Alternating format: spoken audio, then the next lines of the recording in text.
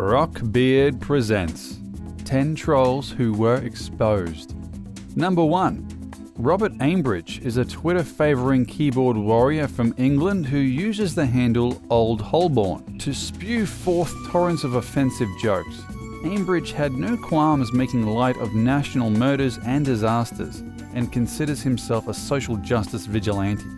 In 2014, he shared defamatory tweets suggesting that a Liverpool councillor was a pedophile. Police agreed that he was a total asshat, but no charges could be laid against him. In 2014, news site The Liverpool Echo exposed Old Holborn as Robert Ambridge, a white-collar 53-year-old father of 6. According to Ambridge, people are only offended by his hate speech because they have medieval mindsets. His critics argue that baselessly defaming a person's character isn't free speech, but Ambridge shrugs off things like logic and rationality. Number 2. 63-year-old UK resident Brenda Leyland used Twitter to bully the McCann family, whose daughter Madeline infamously went missing under mysterious circumstances in 2007 during a vacation to Portugal. Leyland rarely used her Twitter account until 2013, when she suddenly tweeted and retweeted almost 2,500 posts from in less than a year. About a quarter of these concerned the McCann family. Leyland became obsessed with the case and hoped to shame the couple into admitting fault. Sky News approached Leyland about her Twitter bullying in 2014, and Leyland responded that she was entitled to do so. She was told that a file of her malicious tweets had been passed along to Scotland Yard and, a few days later, took her own life by overdosing on helium. Number 3. Benjamin Srijuan-Kayu is a well-respected sci-fi writer. In 2014, it was revealed that she was also a notorious internet troll. Using LiveJournal and a reviewing blog called This Requires Only That You Hate, Benjamin viciously attacked anyone she deemed a hypocritical social activist. She seemed to have a particular beef with authors of colour, and took to forums that promoted writers of colour to project her hatred. Cloaked in her ambiguous username, Benjamin attacked anyone with a different ideology to her, telling one commenter that they should be raped by dogs. Another woman recovering from sexual assault claimed Benjamin stalked and harassed her for 6 months. After being outed, Benjamin closed her blog. However, it's unknown if all this drama is being caused by the real Benjamin or someone stealing her identity. Number 4. 25-year-old Asperger's sufferer Sean Duffy had a strange hobby, targeting the Facebook tribute pages of dead teenagers. Spending his days drinking alone, Duffy began his favourite pastime in 2010 by launching vitriolic attacks against a 16-year-old who had died in a car accident. On her tribute page, Duffy had crudely photoshopped pictures of the victim and written, "Used car for sale, one useless owner." He did this to multiple teenagers, some as young as 14. One Mother's Day, he posted a YouTube video of an epileptic seizure victim in a coffin with the words, "Happy Mother's Day." He also mocked the stabbing murder of one teen and the suicide of another by creating doctored images and fake Facebook tribute pages. Duffy received an 18-week jail sentence in 2011 for making the malicious posts and was prohibited from using social media sites for 5 years. Number 5. In 2011, 45-year-old X Factor fan Nicola Brooks unwittingly brought years of online abuse upon herself when she posted a message of support for favourite contestant on a fan Facebook page. Trolls had been harassing singing contestant Frank Kokoza, but quickly set their sights on Brooks when they realised they could get an easy rise out of her. Brooks' address and pictures of her daughter were circulated, and a fake Facebook account was created in her name.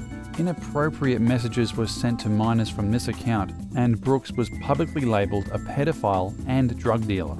Police did nothing, so Brooks took the matter to court, where Facebook was subpoenaed for the troll's user information. One of them turned out to be Lee Rimmel, an officer with the West Midlands Police. An investigation occurred, but no charges were laid because the court concluded Brooks engaged with the trolls against the advice of police. In the end, Rimmel received no consequences other than a note on his file. Number 6. In the mid-90s, several American atheists received aggressive emails from David Mavis. The messages threatened mutilations and beheadings, and would often degenerate into strange, incoherent rants. In early 2011, Mavis took his harassment to Twitter to target atheists, including a man named Tim Farley. Mavis created literally hundreds of new accounts to get around Farley's block and was obsessed with pissing off those who doubted the existence of God. Mavis's victims established their harasser lived in Montreal, so started an online petition to get police to do something about him.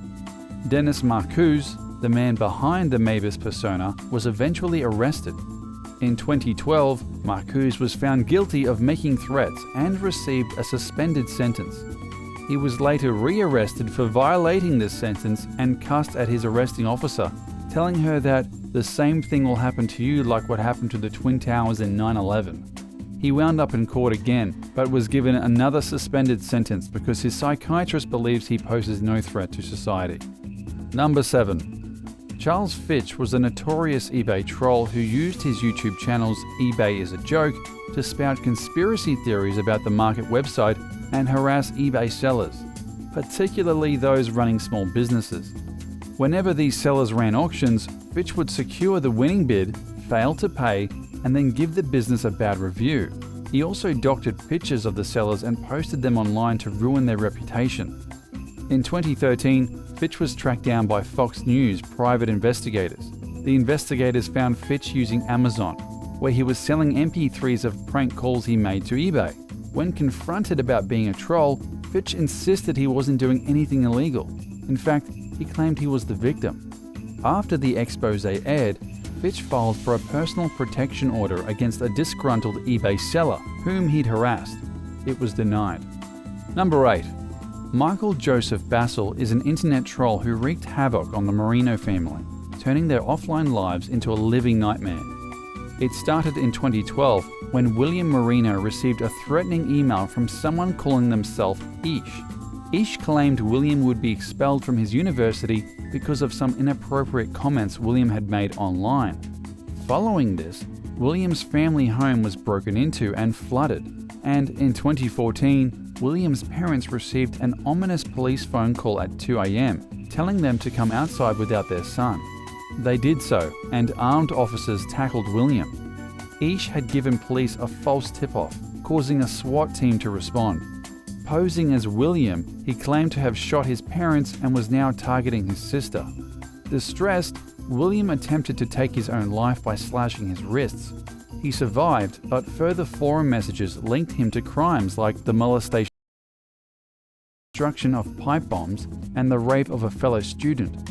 Rumors that he was a pedophile also spread. In 2015, the Marinos exposed Ish as 34-year-old military veteran Michael Joseph Basil and sued him. However, Basil denied most of the accusations and only admitted to writing the initial email. Number 9. Darren Burton was an infamous UK troll who frequently took to Facebook under the name Nimrod Severn to leave cruel and insensitive comments on the tribute pages of the recently deceased. He would flood pages with the remarks like "rest in piss," upsetting and antagonizing those who were trying to grieve. He also made liberal use of the N-word and other offensive racial slurs. In response to his relentless cruelty, a journalist from BBC News show Panorama tracked him down, identifying him as railroad worker Darren Burton. When questioned, Burton admitted that he doesn't care whether he hurts others. According to him, Facebook is an open forum where anyone can say whatever they want. Consequences be damned. Number 10.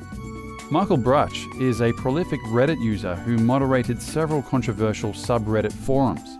Contributing under the username Violent Acres, he circulated lots of explicit material in subforums, including pics of dead kids, rape bait, and the charming Choke a Bitch. His most popular one, Jailbait, featured photos of underage girls in bathing suits, but was shut down in 2011 following a CNN expose. The following year, a writer from Gawker identified him as Texan computer programmer Michael Bruch. When interviewed, Bruch insisted he wasn't doing anything illegal and that he wasn't a pedophile, which is classic pedophile. Not long after, Bruch was fired from his job, lost the health insurance benefits covering his disabled wife, and looked set to lose his home as well. He offered a half-hearted apology during his CNN interview, but refused to accept any real responsibility, claiming that the morally reprehensible material content he was circulating was strictly for laughs and that people found it funny. Alright, thank you for watching another amazing video, and please remember to hit the subscribe box for many more.